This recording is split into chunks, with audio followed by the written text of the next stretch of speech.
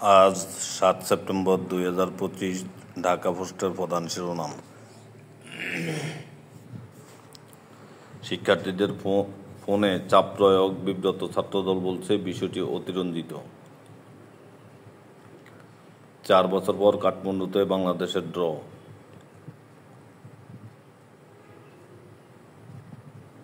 অনির্দিষ্টকালের গণছুটি ঘোষণা, পুলিশ কর্মীদের বিদ্যুৎ বিপর্যয়ের শঙ্কা। হাটহাজারীতে সংঘর্ষ, 144 ধারা জারি।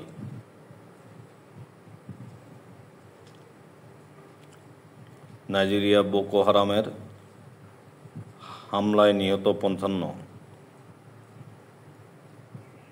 আওয়ামী লীগ ও জাতীয় পার্টিকে চিরতরে নিষিদ্ধ করতে হবে, সার্জিস আলম। 24 ঘন্টায় ডেঙ্গুতে 2 মৃত্যু, হাসপাতালে ভর্তি 366।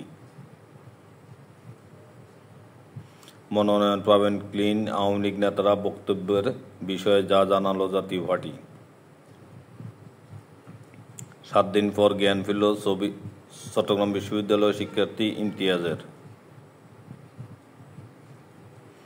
সমন্বিত শিক্ষার্থী সংসদ প্যানেল থেকে সরে দাঁড়ালেন আরেক প্রার্থী, ডাকসু নির্বাচন।